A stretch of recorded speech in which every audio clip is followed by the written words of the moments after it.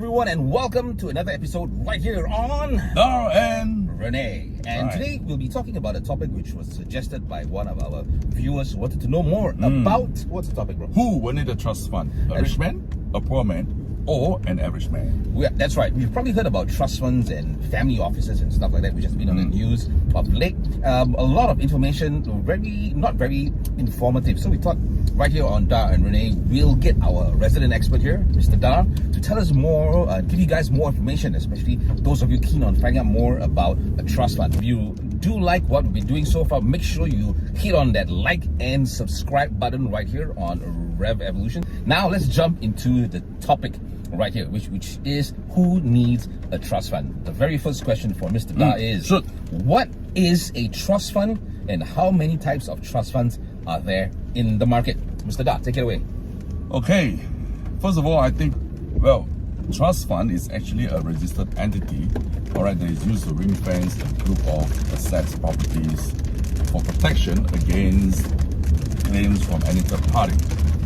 So the collaterals that are pledged into this trust fund can be anything, but the criteria is all these assets, number one, they must be fully unencumbered, and number two, they must be all tax paid to the government before you can put it into the trust fund, and number three, of course, trust funds are irreversible, and number four is all the assets and properties in the trust fund cannot be used to be pledged against any loan or any other collateral, right? So this is about the trust fund. And the next thing is if a family head wants to set up a trust fund, so this family head is known as settlor, and he needs to put in all his assets and properties that are unencumbered, like I mentioned earlier, into the trust fund. And next, he needs to name himself, if he wants to, plus all the family members or descendants as a beneficiary, because all these assets are irreversible. Right. So this is the basic introduction on trust fund. And of course, for a family trust fund, we can call that a fund. And this so-called settlor can register with the government to turn the trust fund into a charity trust fund, which we call it a foundation. So for the foundation, you can actually solicit public funds from all these people for donations, but you must write very clearly in the constitution what are the target use of funds, and all these public funds cannot be used for family purpose anymore. And last but not least, only those trust funds that are set up by government are known as public trust fund. Right. Well, so it's really it's really quite diverse in the sense that when you set up the trust fund. Going on to my next question, so who actually owns the trust fund? I have spoken to some very prominent rich men who, and quite a few of them tell me that they own their own trust fund. Can you actually enlighten us, give us more information about that? No one owns a trust fund because being a settlor, once this person pledges all the collaterals, asset, cash, properties into the trust fund, it is the trust fund that owns all these assets and not any individual name. However, I think this person, maybe he has put all his asset into the trust fund. He should say like, I run a trust fund, or I manages a trust fund, but he shouldn't say I own a trust fund, because only the trust fund as an individual registered entity owns all the assets. Okay, so that's much more clear, because exactly. So all of you out there who say you own a trust fund, well, as Dad mentioned, you don't actually own it. All right. But he can be a settlor. That means initiator. Right. Okay. So jumping on to my next question. Okay. So I've got it now, and however, I still want to ask a few more questions. Sure.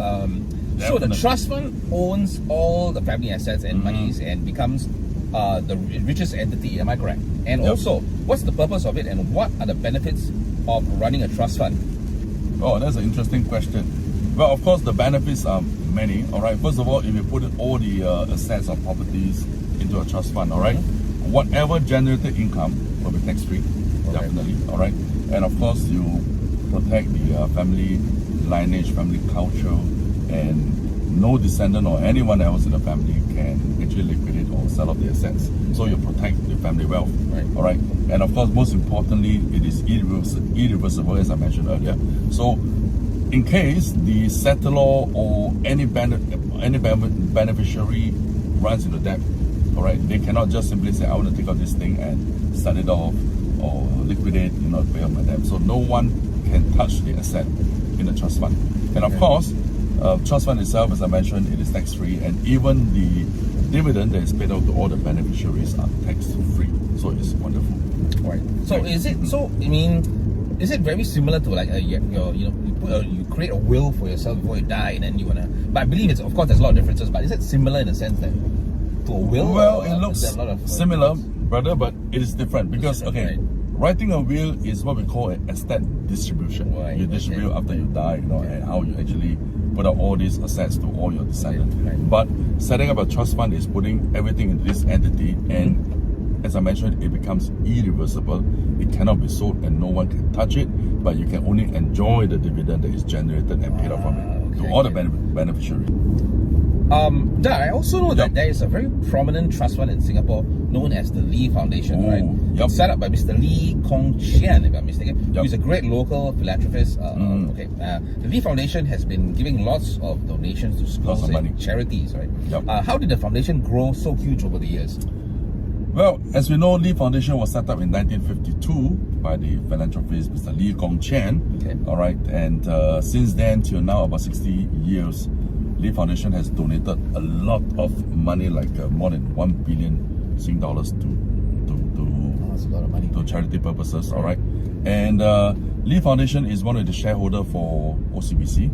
Okay, and they have a lot of other businesses such as Lee Plantation and other factories. So every year, a portion of all these very massive income are actually pledged to the Lee Foundation for charity purposes. So it's very fantastic. A lot of money has been given into education purpose, healthcare, Medicare, and a lot of the money also go to disaster relief. Fantastic. Right, so Yep. that's a lot of charity work being done Yep. there. Okay. Right, I get it. Okay. All right, okay. Now, once again, thanks, Dar, for giving us more Definitely. information. And now, jumping on to the whole reason we decided to have this episode, because we had some questions from our viewers who watched our episodes, and Yep. they are the ones that actually asked us, could you actually do an episode on trust funds and everything else? Yes, Okay. So sure. my first question that I have for you, this one is from, let me see. Okay, this is from Kenneth. Okay, and he's from the NUS Alumni Club. Hi, Kenneth. Oh, Kenneth, how are you, man, Kenneth? Thanks for joining us. Okay, and his question is, how much minimal assets will be needed to start a trust fund, and what's the cost? Well, there's no hard and fast rule on how much quantum to start a trust fund. All right. For example, if you have $1 million and you own 2 shop houses, if you don't want your kids to sell it away right after you die, right? So that's why you form out a trust fund. Right. And after you die, this will be given to the beneficiary, okay, on all the rental income, and no one can sell it. So $1 million you can start. But of course, the cost of starting a trust fund is anywhere between 50,000 to 100,000. So, well, the higher quantum you start your trust fund, these costs become minimal. But personally, well, I would think starting off a trust fund with $3 million will be the right size or $3 more. million. Okay, so you need to be a bit deep in the pockets to set up a trust fund, right? Okay. You All have that, right? Okay, on to my next question. Okay, and this is the last question we have for you. Okay, this one is from Anna, who's an entrepreneur from the Business Network International. Once again, thanks, Anna. Okay, what's a family office, and how is it different from a trust fund? Okay, I presume both family office and private trust funds are set up by a family head, which is something I mentioned earlier as well. Yeah. Okay. For the trust fund, of course, we mentioned many of the features earlier, like it is irreversible, it cannot be pledged, it cannot be sold, then it is tax-free. All these are trust fund, all right? I'm not going to talk further. Yeah, okay. But for family office, well, it is a very special, what we call a special purpose vehicle, SPV. It's just like a normal company. Right. In Singapore, a family trust fund, if you are getting the endorsement or approval from the Monetary Authority of Singapore, it becomes tax exempted. That's the one of the big benefit, Right. okay? Of course, and many other good things.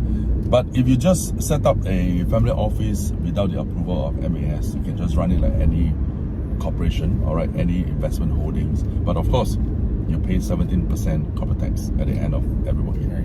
Okay, so I think that's a really interesting subject. Maybe we should talk about family offices for our next topic. What do you think? Yeah, definitely. Okay, so we'll Sure, talk about man. that one as well. Okay, so once again, on behalf of my good friend here, Mr. Dar and Renee, we want to say thank you so much for joining us right here on Rev's Inspiration episode. We certainly hope you found this informative. And once again, for any questions that you may have on finance or even motoring, just drop us a question on any of our platforms. I'll answer you. Right? Okay. The platforms will be shown on the screen for Da and myself, and we'll be more than happy to answer your questions. And on behalf of myself, Da and Renee, we want to say thank you and watch out for our next episode. signing off.